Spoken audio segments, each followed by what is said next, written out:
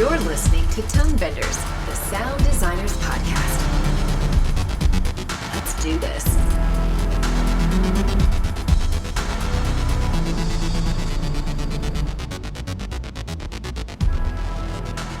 Hey everybody, welcome to Tonebenders. My name is Tim Muirhead and I will be your host for today.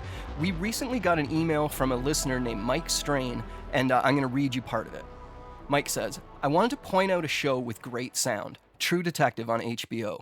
It's truly fantastic. The clarity of the dialogue is outstanding. I would highly recommend checking it out and maybe interviewing them on how they were able to achieve that high level of quality. Was it in the recordings or during the editorial and mixing? The post-production sound on the show is truly something great. I even read an article where the executive producer was floored by how great the sound turned out. So after reading that, I immediately lit up my TV and started watching True Detective Season 3. And god damn it, if Mike Strain wasn't right, this show sounds amazing. It's a marvel. It was also just recently nominated for an Emmy, so I reached out to have two key members that are responsible for the soundtrack to come on with us today. So first up, we have Mandell Winter, the supervising sound editor. Hey Mandell, how you doing? Doing well, thanks. Thanks for having us. Excellent. So Mandell is also nominated this year for an Emmy for Deadwood the movie, the supervising sound editor on the film Death Wish, the TV series The OA, the film Magnificent Seven, which I really love that film. I thought it was super fun. And then Southpaw, the boxing movie. Everybody loves that movie. And also joining us today will be Micah Loken. He was the Dialog editor and also is nominated for the Emmy today. He's also got 2 golden reels under his belt. He worked on SEAL Team, Jack Ryan, Masters of Sex, Homeland, Bloodline. He's worked on basically all the prestige shows that are going on around town right now. Welcome to the show, Micah. Yeah, thanks for having me. Appreciate it. You guys are both, as I mentioned, nominated for an Emmy for True Detective.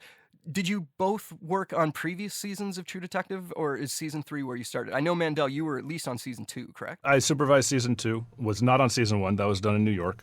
Season 2 and season 3, yeah. And Micah came on for season 3. Yep. So was there any pressure to make season 3 sound sonically like seasons 1 and 2? It's a clean slate. Every story is different. We start from scratch. You know, it was actually awesome for me because when I found out when he was going to ask me to come on to help him with True Detective Season 3, I hadn't actually seen the first 2.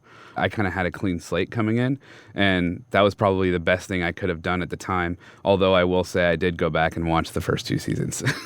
How did you guys get this dialogue so clean? Because Mahershala Ali, the main character in the show, he's basically whispering every line. For anyone who hasn't seen it, there's kind of 3 timelines going on the series. One of the timelines, Mahershala Ali is an older man. Mm-hmm.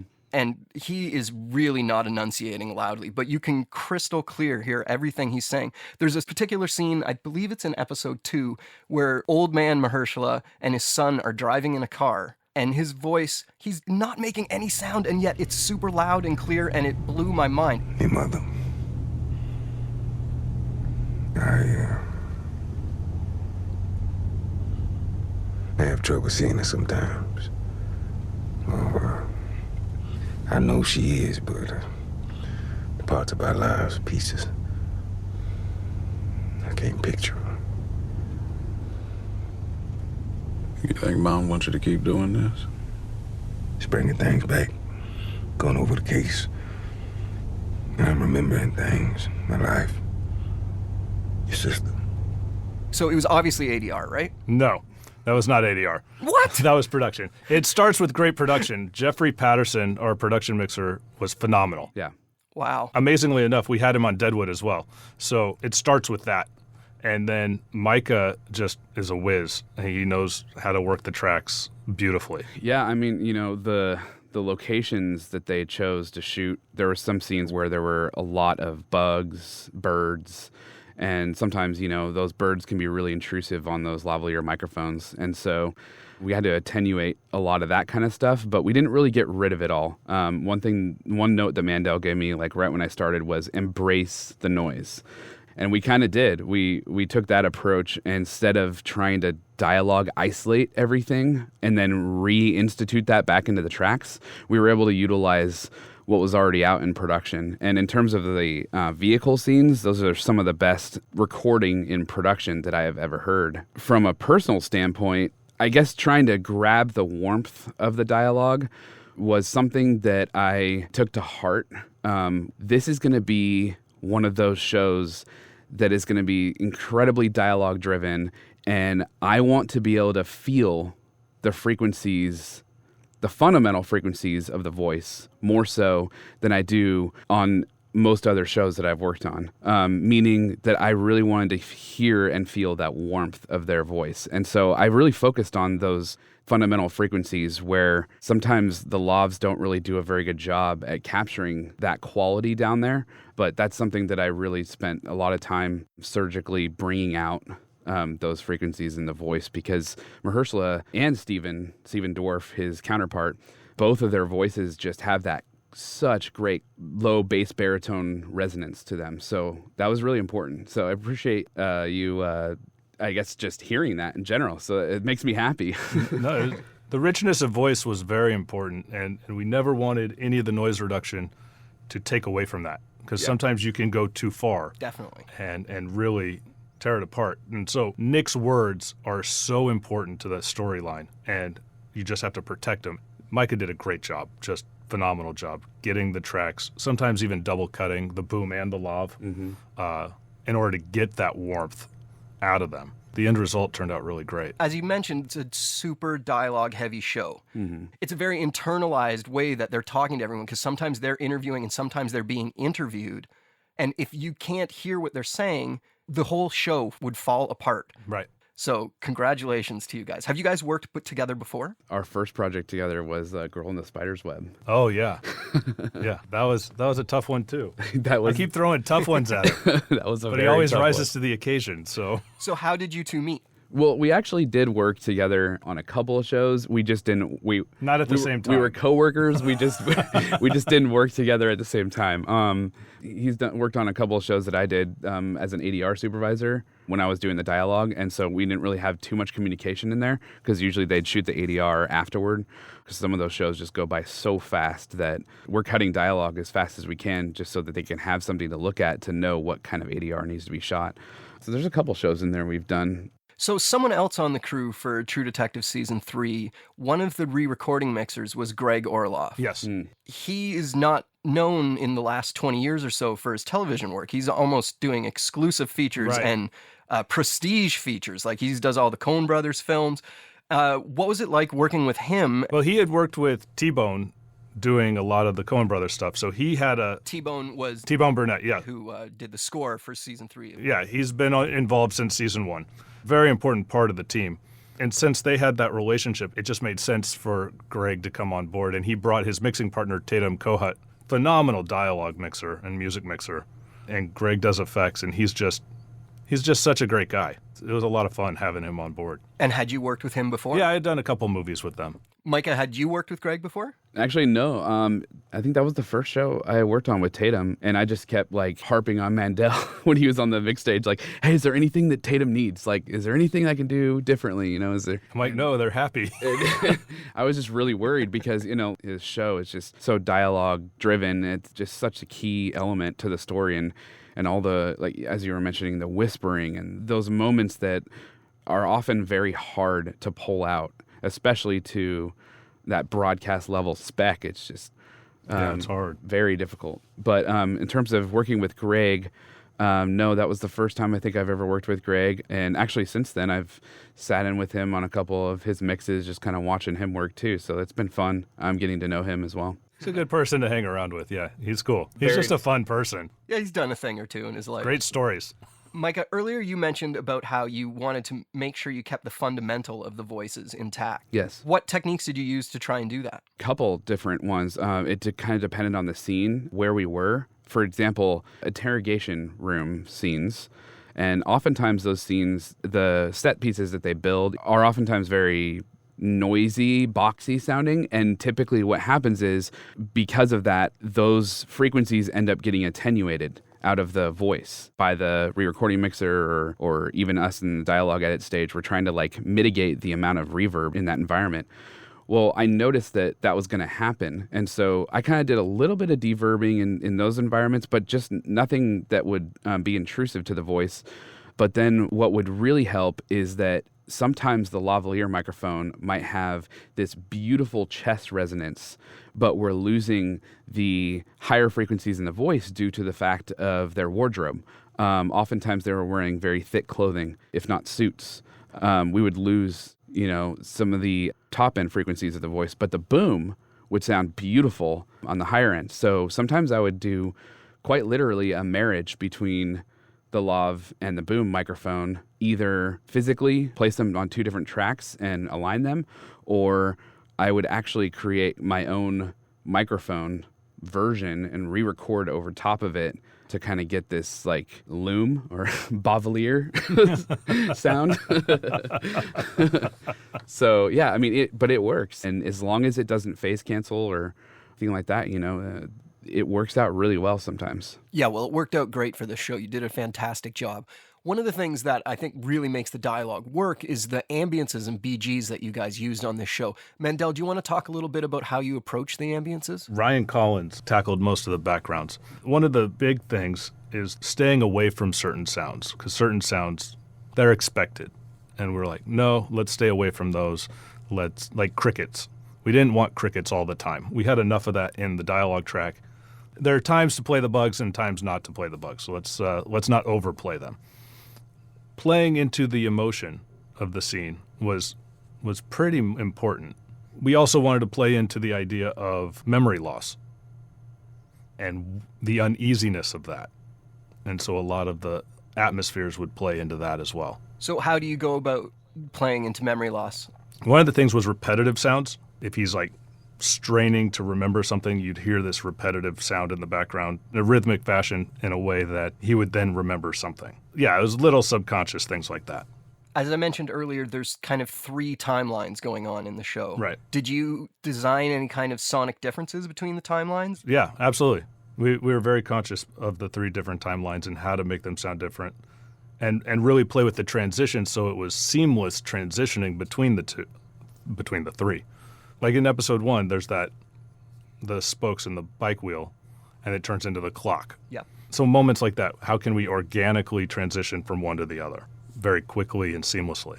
And how much of that was derived from the picture, and how much of that were you kind of building off screen? A lot of it was derived from the picture, and a lot of it was thought of with our picture editor, Leo Trombetta.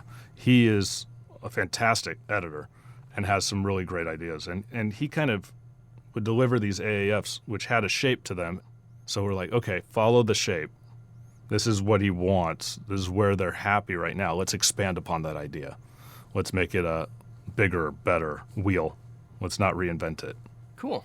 So what was the schedule like on the show? Like, this is obviously a priority show for HBO. It's one of their, season 1 in particular became a phenomenon. Everyone was talking about it when the last episode aired. If you hadn't seen it yet, you were screwed because you couldn't go on the internet, basically. Right. Do they allow you a little bit more time, or is it Yeah. a super rush like every other series? I guess you would call it a luxury sort of schedule. I mean, you get about 2 weeks to prepare and then 5 days to mix. Now, within that 2 weeks, I think Dialog had 7 days per episode, and effects had 9-10 days. And then we'd split that up. And then I was on for 10 days per episode. But 5 of that was while I was on the stage. So I'm also on the ADR stage and dealing with all the other stuff. Did you use any loop group for the show? Yes.